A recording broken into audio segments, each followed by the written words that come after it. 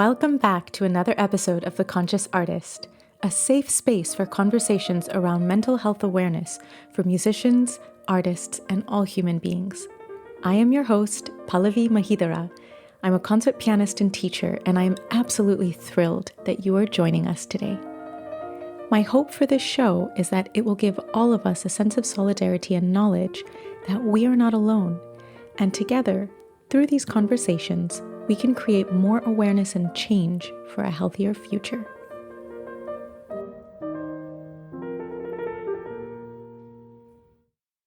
Our guest today is here to share his wisdom on the benefits of meditation. He has been a product specialist and tech entrepreneur and currently works for a wonderful music organization that I have become very close to, Classique, as their advisor to the CEO. But the reason I wanted to chat with him today is because he is a meditation teacher, and I'm really excited to have him share his expertise with us. Please welcome Ofer Shani to The Conscious Artist. Ofer, welcome. I'm so happy to have you here today. Thank you so much, Pallavi. Thank you for having me. It's my pleasure. The benefits of meditation are by far and large some of the most important, impactful, and have some of the most positive outcomes, I think, of any action that one can do. And across the board for any field, meditation has been scientifically proven to help reduce stress, control anxiety, enhance self-awareness, improve sleep, etc. And it can also help with many physical ailments and emotional health. And I think one of the hardest things to do with meditation is simply just to start. So I'd love to know how meditation came into your life and became a part of your daily practice. So I'm 47, and when I was 25, I was in a big tech company. I worked and I managed hundreds of people. I was the editor in chief and vice president of product. And one night I wake up in the middle of the night. I can't breathe. I don't know what's going on and I'm scared. And after a few hours, I managed to fall asleep. I woke up in the morning. I called the doctor. My parents were abroad.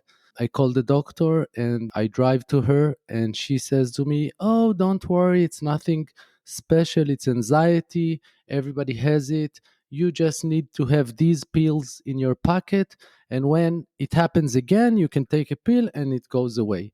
So I don't know if you experienced a panic attack. After a panic attack, you are afraid that it will come back. You're not anxious, but you are worried about it coming back. So I got into my car, immediately took a pill, and 15 minutes later, I feel great. So I said to myself, wow, amazing that there is this solution around, but I know it's not for me to start taking pills on a regular basis. So I continue with my life. It was a tough month. I couldn't sleep by myself at home. I slept at friends' houses.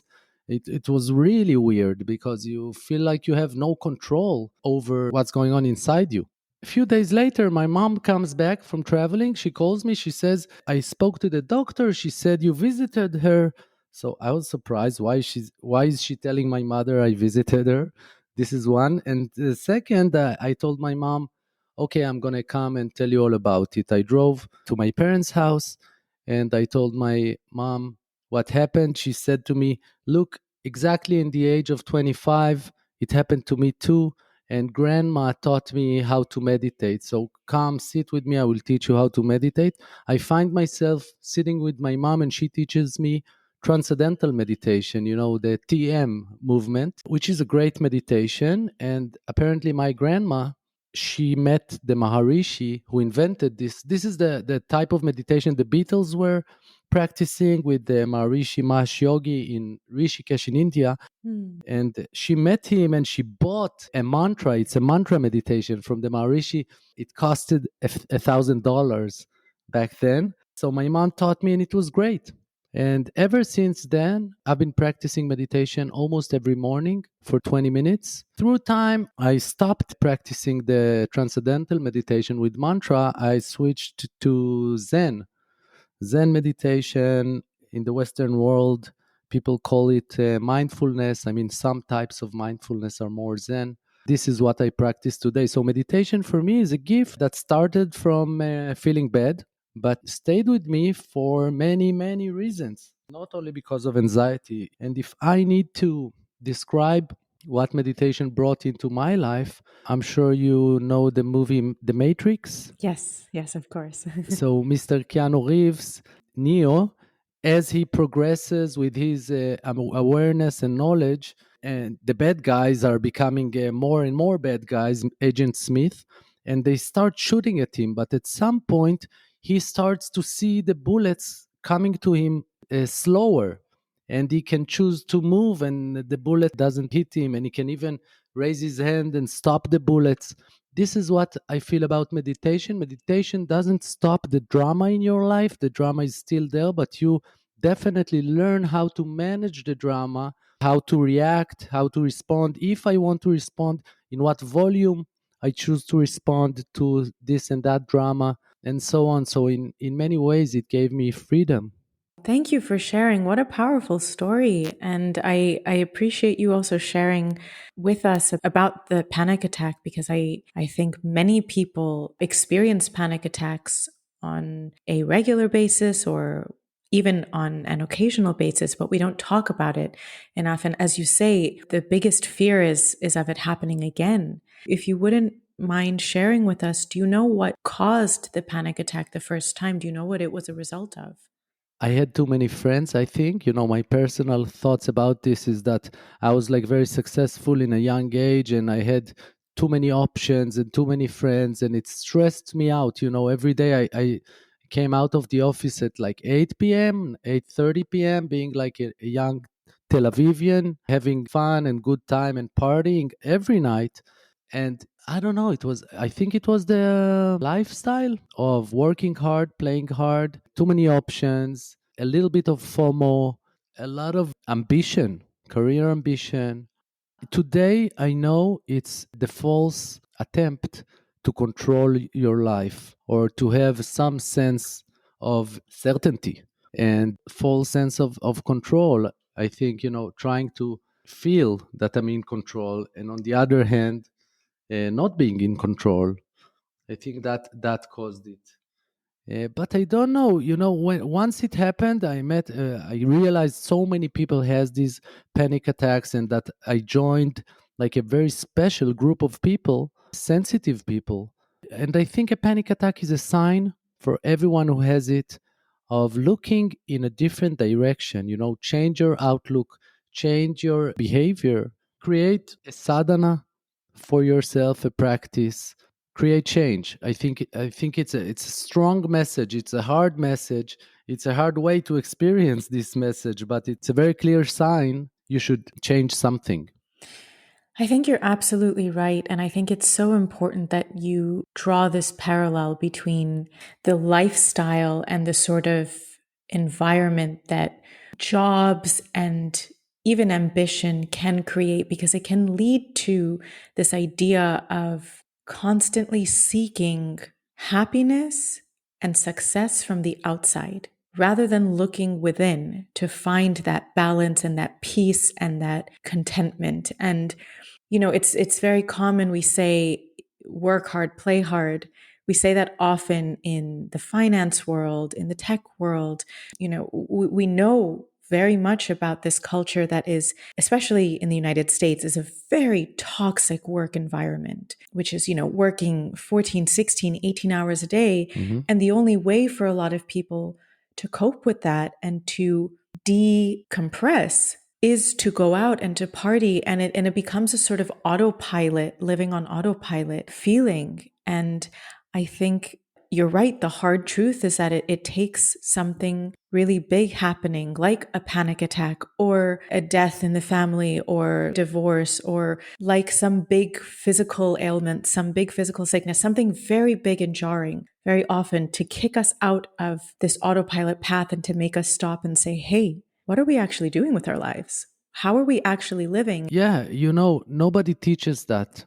Nobody teaches us anything important. I mean, in schools, and first of all, they don't teach us that we have an inner world. All the studies are about the external world: mathematics, language, geography, Bible in Israel. It's all about the external world. Nobody teaches us about our feelings, our thoughts, what's going on inside us. And that's a big fault, because there's so much information about that, and this information is crucial, because personally I believe that we create our reality. And this is a very powerful tool to be a creator. It's a very powerful role. Nobody teaches us about vision, about how to think positively. If we create our life, and if someone would record our thoughts and film it and show it to us as a movie, it would be a horror movie. It's a sad truth. It's a sad truth, and it's across the board. We are not dealing with the good things. We are constantly became problem solvers, thinking of the bad things. So this is our reality.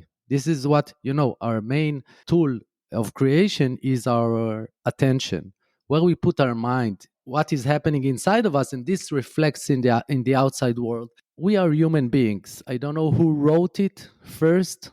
What reality shows us in the Western world is human doing. And when I started, with meditation, when I started becoming a teacher like 5 years ago, everybody told me, and still people tell me, okay, now you're a big name in Israel. Let's make it bigger. Let's become global. You have to monetize. You have to capitalize on it. This is the time. I'm seconds from going on that slippery slope. But I always remind myself that was not the intent.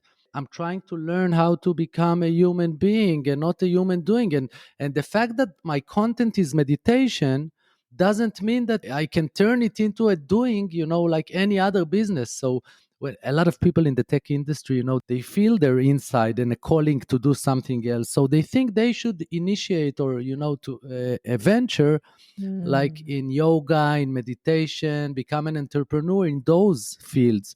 And I keep telling them, no, the theme in your life will not be meditation and yoga. It will be being an entrepreneur. It will be business.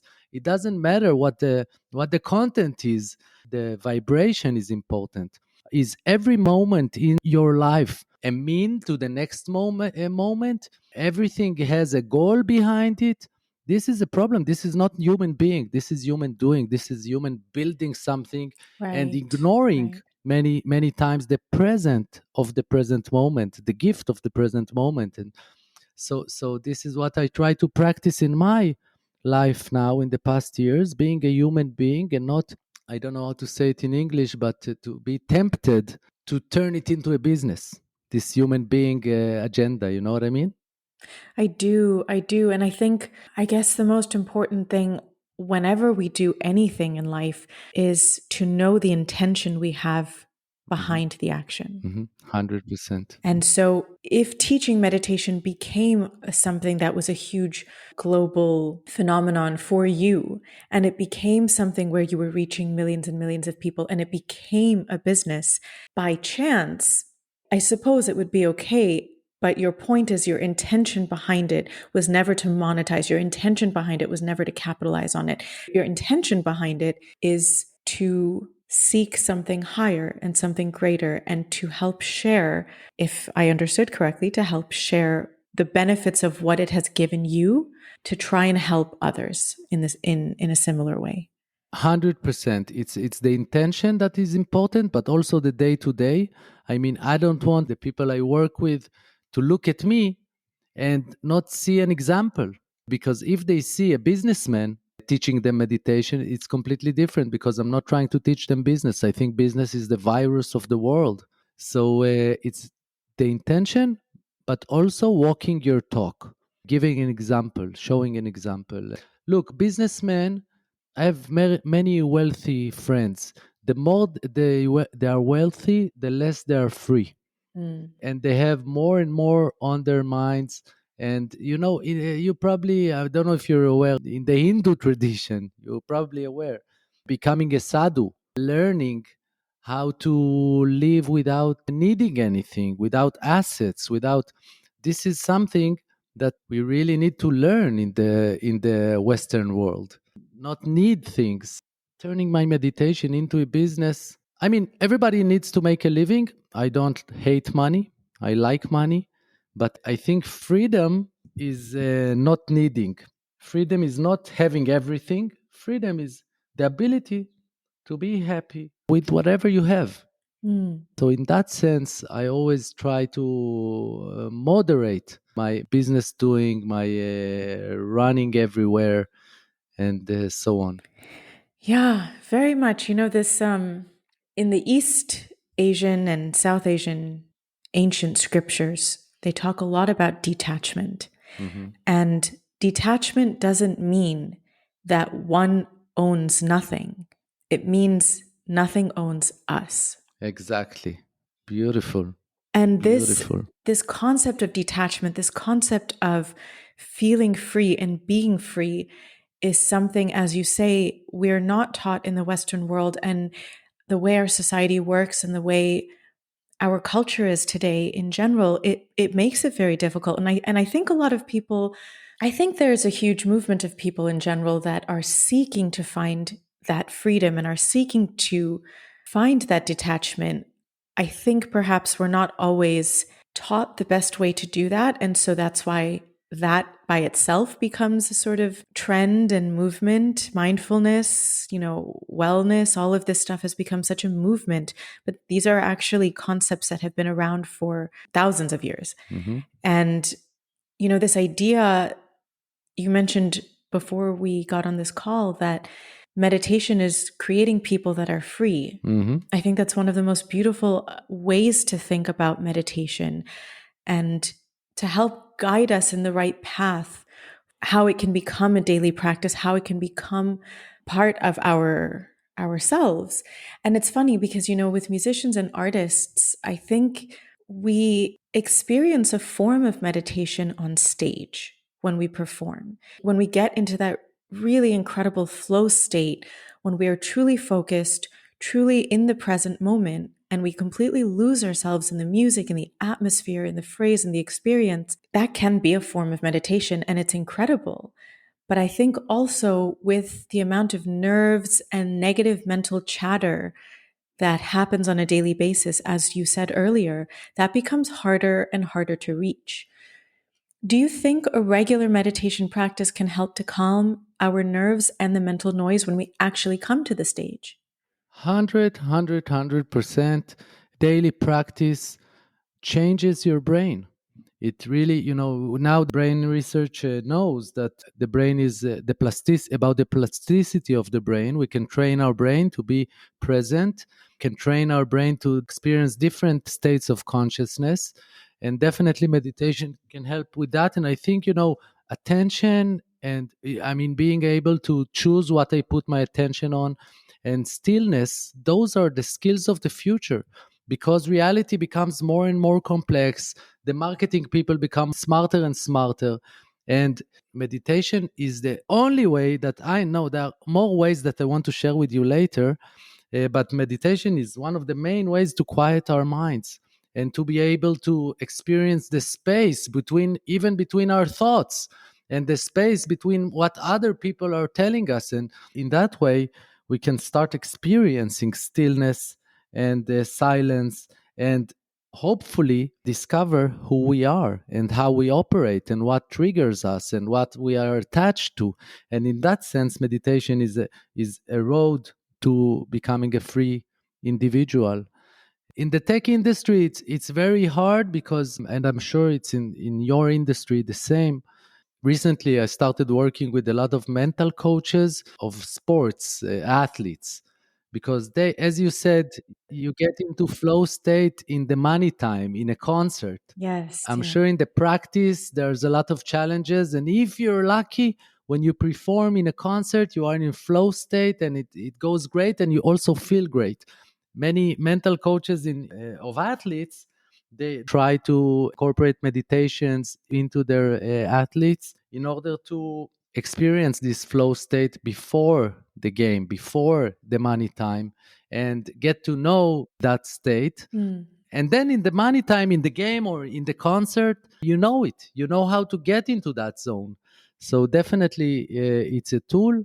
There are many other tools. I think music is an. It's funny to say that to you and to other musicians that are listening. But music, the research shows that music changes the brain as well, and especially Baroque music. Bach and Handel and Vivaldi, creates alpha brainwaves. Mm-hmm. Alpha brainwaves are associated with flow states Mm-hmm. and has many other virtues like stress relief and being relaxed and positive thinking and effortless tasking and good relationship and teamwork and everything good happens when you are in the alpha brainwave spectrum. There are other states of consciousness I wanted to talk to you about because I met quite a lot musicians in this year that I work with Classic. And I think musicians can allow themselves to let go even further than alpha brainwaves. And I'm referring to theta brainwaves, daydreaming, doing nothing, zoning out. And that's the third method that I wanted to discuss. The first one was meditation. The second one is music, listening to music, specific music in order to change your brain.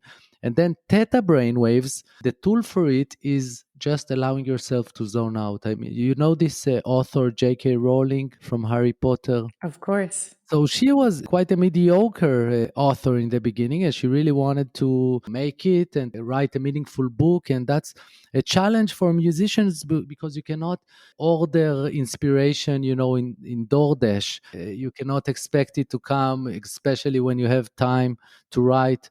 It's really a challenge to become a good author. And she didn't make it until she let go.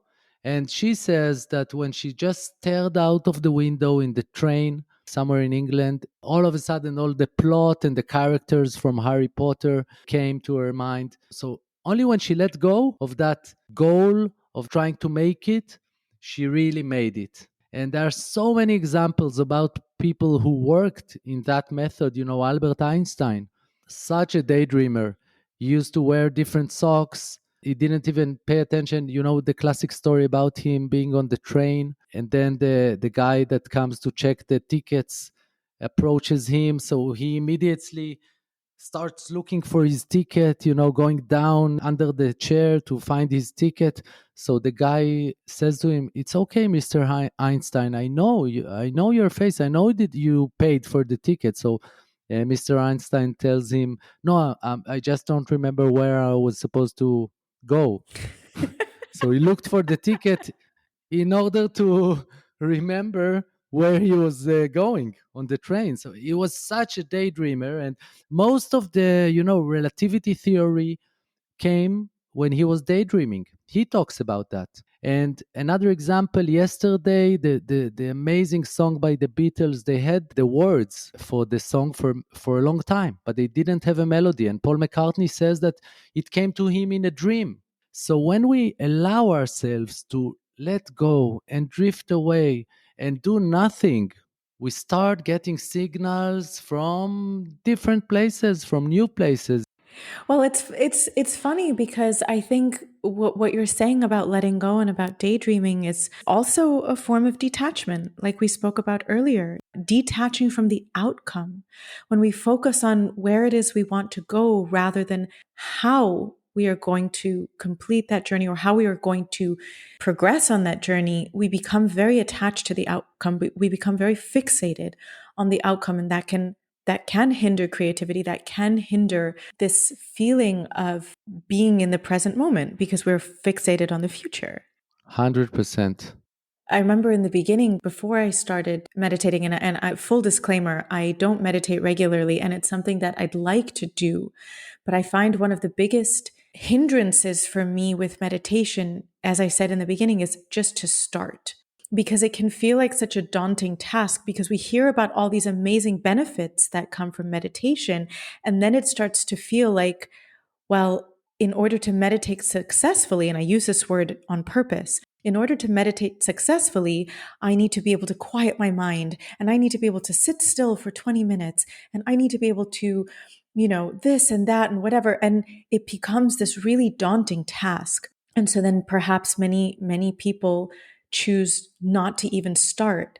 And for me, I know that part of my resistance when I get out of the practice, there was a period, I would say last year in 2021 and a little bit in 2020, where I started meditating regularly. After the lockdown and after the pandemic started, I Hmm. also had some really big things happen in my personal life that caused a lot of pain. Mm, And mhm.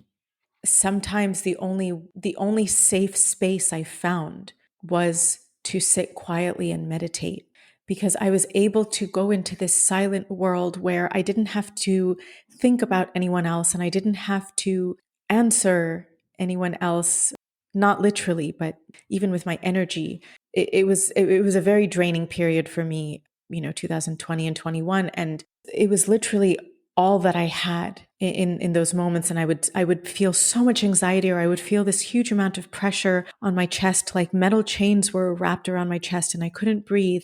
Wow. I remember I was in my parents' house. I would just sit in the sun, like in the living room. The sun would come in and I would sit on a little cushion and I would just sit and meditate with the sun on me. And it was Mm. it was something that really, really helped.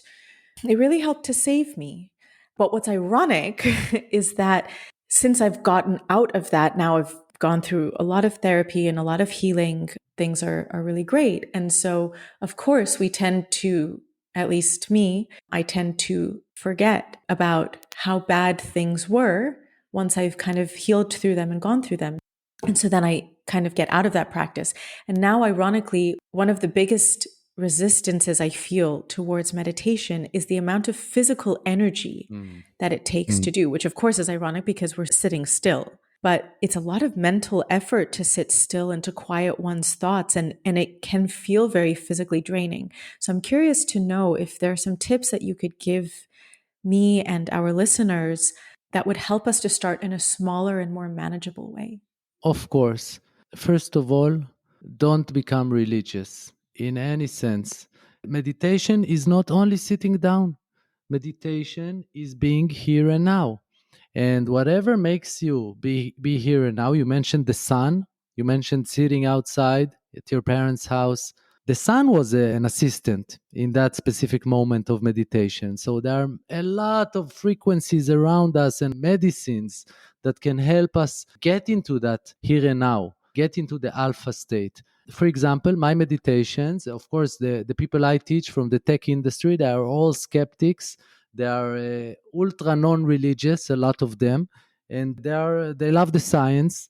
I use a lot of techniques to surprise them, to get them into the present moment. So I use smell and I use a lot of sounds. There are Hmm. amazing neuroacoustics scientists that create music that you can listen to when you're washing the dishes, when you're doing sports, yoga, whatever.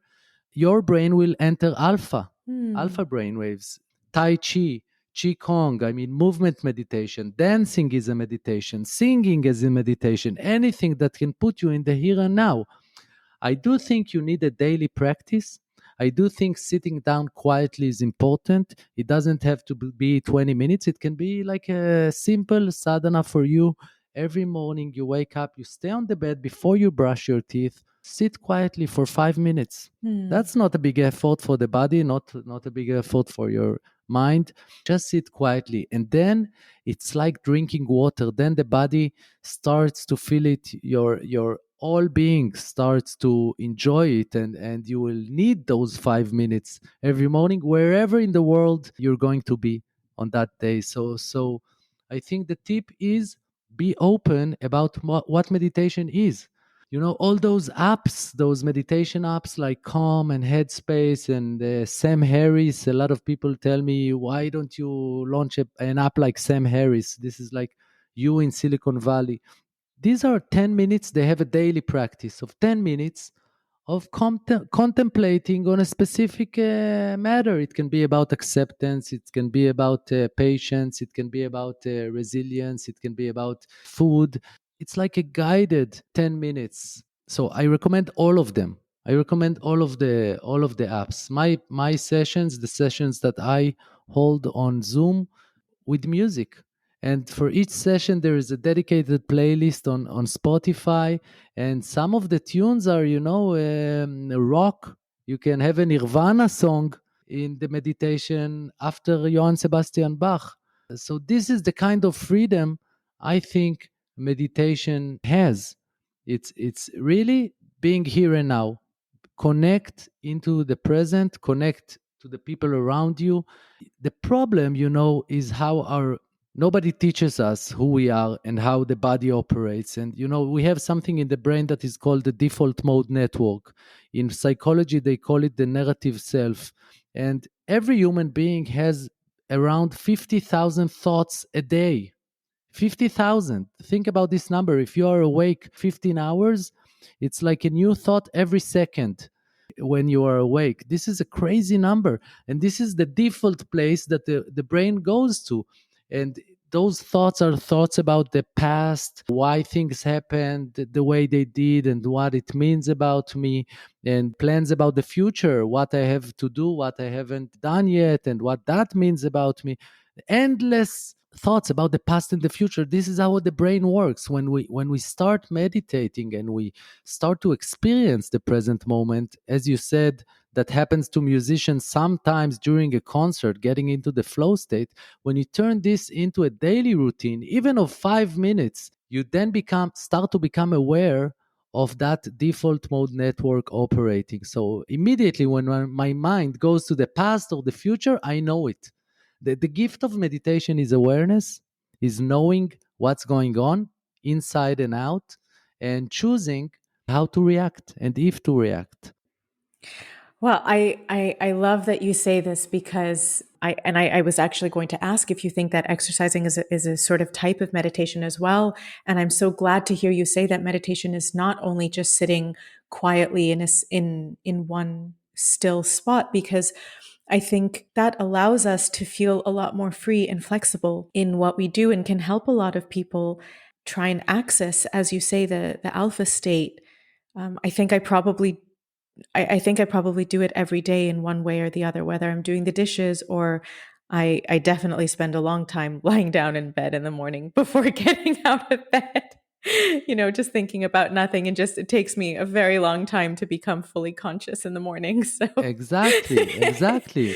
Lying down meditation, this is huge. Who said we have to sit, with the brain waves, music, lying down with headphones? This is a wonderful meditation. And regarding sports, many people tell me, oh, I don't need to meditate because I run, and this is my meditation, and this is my flow state. And of course, when you run, after I think 40 minutes you get into this flow state that was also researched a lot. But not all the sports are meditation. When sure, you say sure. walking, definitely I think it's your meditation. But I'm a swimmer. I swim every day.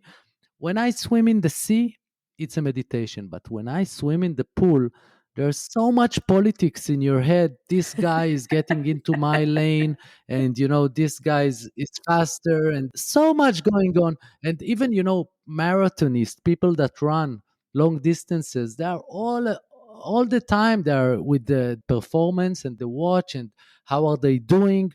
Is it going to be a record? This is not meditation. This is the default mode network. This Hmm. is the opposite of meditation. Meditation is being in the space between thoughts, I love that. experiencing the space, doing nothing, human being. I think really meditation is the practice of being human, trying to have several moments in the day in which you have no goal for them, no purpose for them. We don't know anything about this world, and we all act like we know.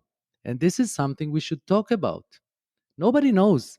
In the tech industry, people look so beautifully from the outside. They dress well, they talk well. They don't know who they are. They don't know what this world is. And this gap between the outside and the inside is becoming bigger and bigger. And that causes a lot of problem. Burnout, stress. Add to that all the interruptions that we have. There's a new field in science called interruption science. It measures the effect of interruptions on our performance and our well being. I'm sure you experience interruptions in music as well.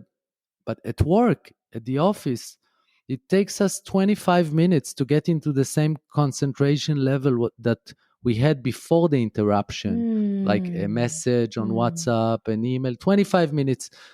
Burnout. So it's really a cycle. Yeah, absolutely. I think it's funny that you mention interruptions. I started doing this about a year and a half ago. I turned off all notifications on my phone Hmm. because I noticed that it was giving me a lot of anxiety. Not so much when I would receive messages, but it was more if I wouldn't receive messages. And then I would start to go through this like negative thought spiral that, oh, nobody wants to talk to me, nobody's thinking about me. It was during COVID. It was a difficult time with many things, and so I decided to turn off all notifications, Wow. and I have not turned them back on. Very brave. And I'm not sure that I ever will, because it's so nice not to be constantly interrupted. Of course, like I do open my phone, I open WhatsApp, I open Instagram, I open Gmail, I open the apps regularly, frequently through the day. But I'm no longer getting shocked out of any sort of concentration state, because when I decide to take my phone and look at my phone, it's a conscious decision. I think I still need to work a lot more on checking it less, but I think the first step has been to remove notifications completely. And then the other thing I started doing about, I'd say maybe like 9 months ago, is when I start to feel a lot of, I would say it's anxiety, but it's more a disconnection to myself. When I start to feel that all of my energy is going outwards into my phone, into answering messages, listening to messages, responding to emails, posting this, reading that. Because also, I live in one country, my parents live in another country, my sister lives in another country, my best friends live here and there. And so a lot of my communication with my loved ones is through the phone. But what happens then is that I'm giving so much energy outwards, and I start to lose that connection with myself inwards. And I notice the biggest symptom of that disconnection is when I'll start to mindlessly check my phone. I'll like mindlessly open apps or mindlessly scroll. And that's the moment I will shut my phone off completely. I will say, okay, now it needs to go off, and I need to completely disconnect, and I need to bring my attention back inside. And I will shut it off for a couple hours in a day. I think the longest I ever went was 3 days, like over a full long weekend. I completely shut it off. And it shows me how to recognize when I'm starting to disconnect.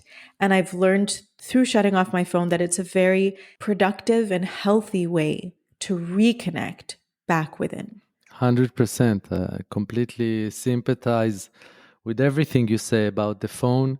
I started wearing a wristwatch Mm, about 3 years ago in order to leave my phone in the pocket, and not looking at the time, because humanity stopped wearing a watch because we have it on the phone. And then, but again, dopamine, the stuff we get from looking at Instagram, from having people messaging us, dopamine is not bad. The only bad thing is consuming it without awareness. So if you are aware, you know that you're doing it voluntarily and you choose to do it, it's perfectly fine. I wanted to talk to you about another thing that is happening in the tech industry. I'm sure it also happens in your industry, in the professional musicians, soloists. The matter of productivity that became a religion, right. and it's a big no-no not to be productive. Think about this horrible word, first of all, productivity. Like products, like it's the religion of products, of producing, of human doing. Mm, And that also needs to go back to his original size. Okay, not it became a monster. All those gurus with podcasts or with blogs having those techniques of being more productive and more productive and more productive. It's horrible. There is the waking rest activity cycle. There is like a physical cycle of activity, 90 minutes activity and 20 minutes of rest. This is what the body, the mind, all our being is working on, that cycle of 90 minutes activity and 20 minutes rest. It's a 110-minute cycle. And this is not an opinion of something. It happens when we are awake, and it happens when we are asleep also. If we don't know that, and if we are a tech company too obsessed teaching our musician students and not letting them rest, if we don't know about this cycle and we don't respect it, the person will grab another espresso and another espresso and another espresso and then Ritalin and Adderall in order to stay awake. But this cycle, if you respect it, you will know. You get into a meeting. After 45 minutes, you are in the peak of your focus and concentration, but after 45 minutes it will go down, and you should respect this and you should allow this less focus or less concentration, and then you should go on a 20 minutes rest in order to have energy for the next peak.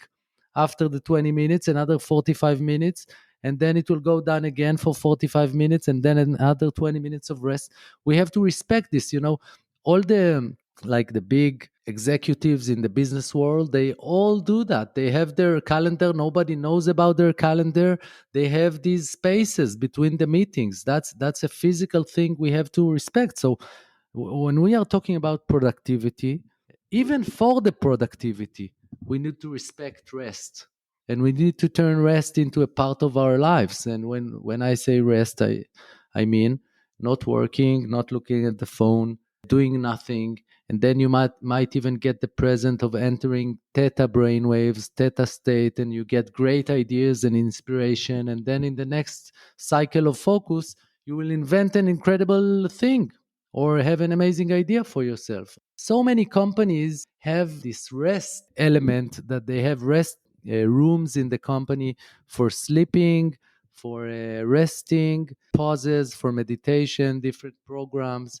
It really became something, and they don't do it for the well being of the employees, they do it for the longevity and for this performance to last longer. Mm.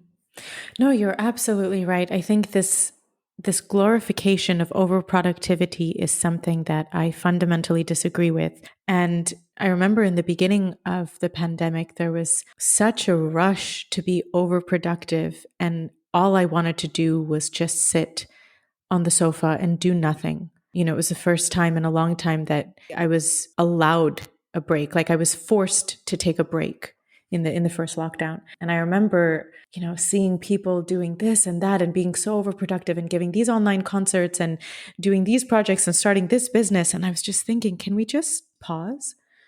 Can we just rest? And they miss the message. They miss the message of that special time. Maybe in the beginning, but I think now people are more and more starting to realize, as we've come back into quote unquote normal life, I think a lot of people are starting to realize that they don't necessarily want to go back to the way things were. And a lot of things have changed for me through the last 2 years with therapy, with a lot of the things that I've gone through and learned from. And I think one of the biggest things is learning to listen to my body and listen to myself and to listen to what I need. And if I'm practicing and I am zoning out, but not in the good way, not in the theta brainwaves, but really zoning out, meaning I'm playing on autopilot, I will stop. I will take a break. If I need to take a nap, I'll take a nap.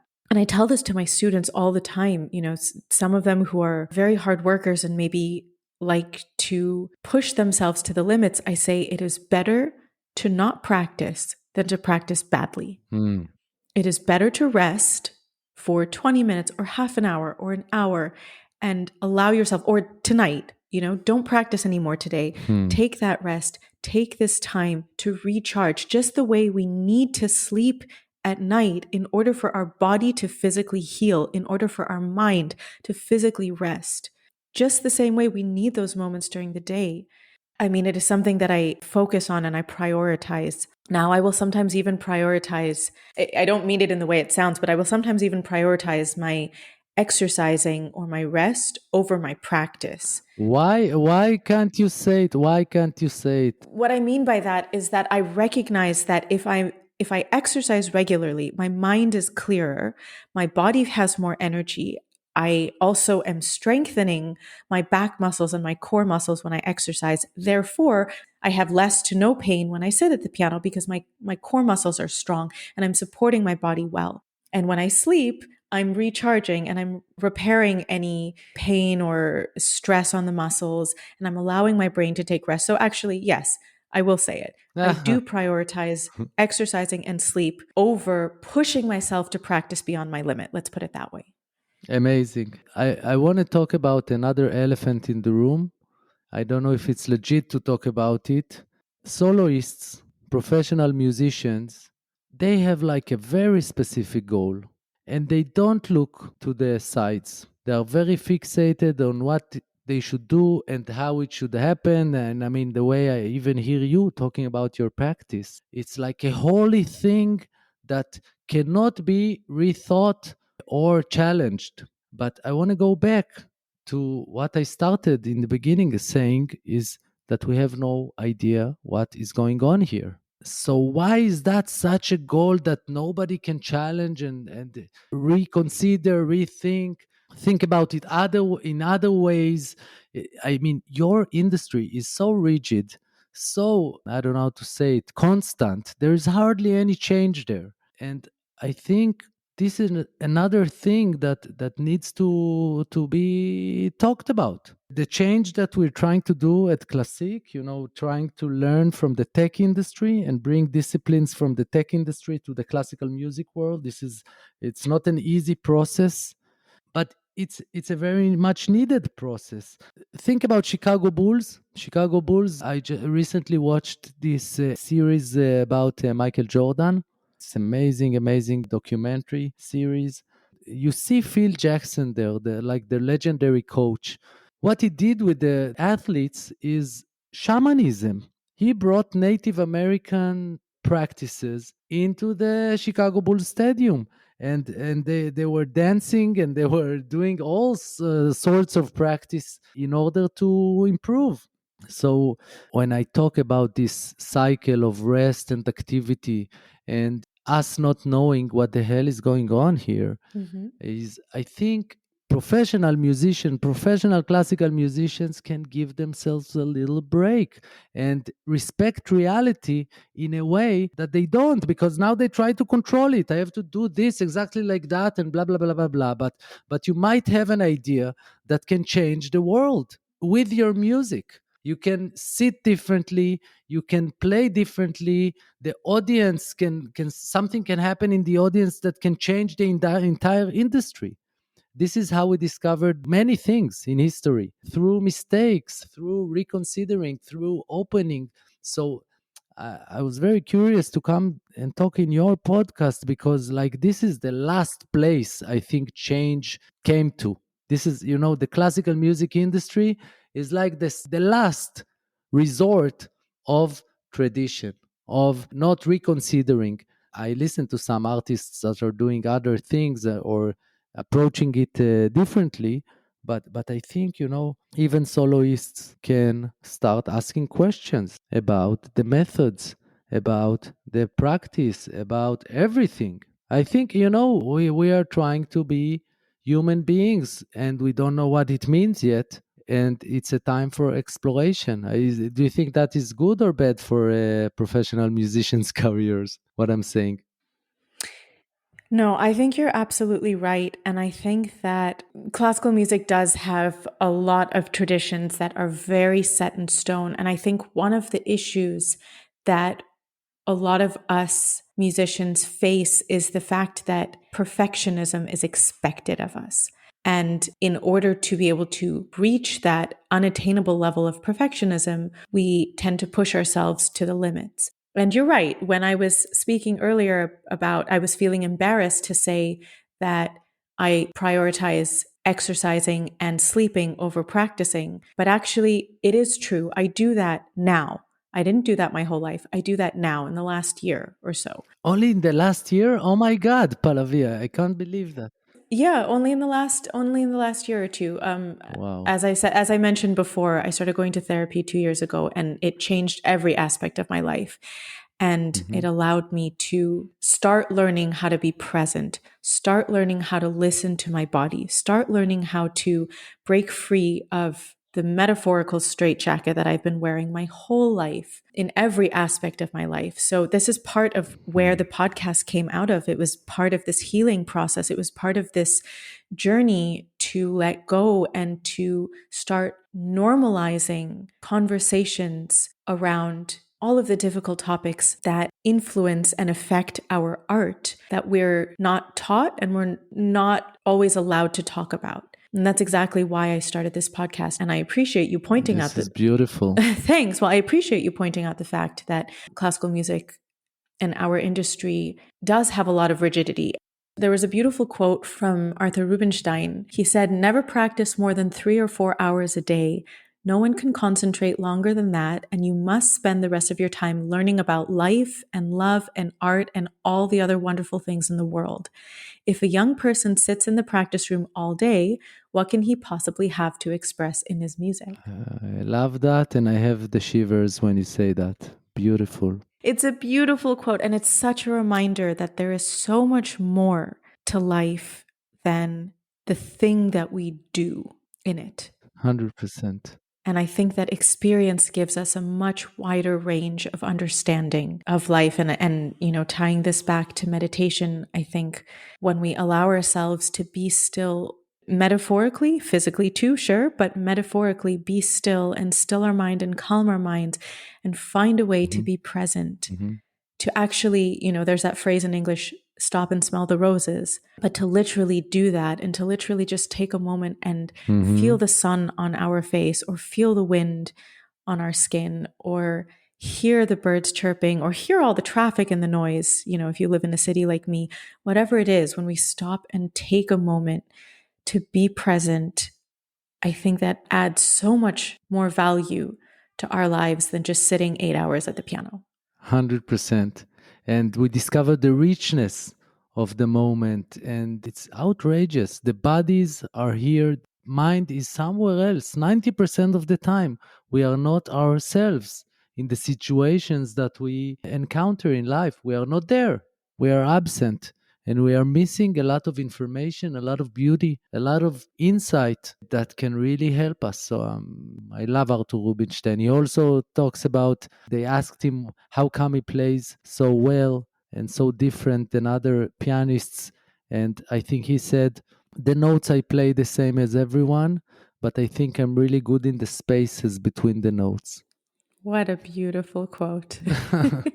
So this is a classic meditation notion. The spaces really become the essence. Not we think that our life is all the content that we get. We hear someone talking, we meet someone, we eat something, we look at something. This is content. What about the space? What about the emptiness? And that's, I think, what he was referring to, and that I more and more understand that life is all about nurturing this vessel, making it more able to accommodate all the content in a more beautiful and subtle way, and understand more things about the content you cannot understand if you're not don't have these spaces or emptiness to accommodate all the content that comes in every single moment. The silence in between the notes. Yes. Well, thank you so much. This has been such an enlightening and beautiful conversation. And I thank you for sharing your expertise and your wisdom with us and your own experiences. Really, it was a pleasure to talk to you. Likewise. Thank you so much. Thank you all so much for listening. I am truly grateful for the support from each and every one of you. If you would like to submit any questions or topics for us to address on the show, you can send us a message on our Instagram page @ConsciousArtistPodcast. Help us to spread more awareness by sharing this episode with your friends, your colleagues, your teachers, and your students. And don't forget to subscribe wherever you get your podcasts. Sending you all so much love and strength to tackle this week, and we'll see you next Monday for another episode of The Conscious Artist.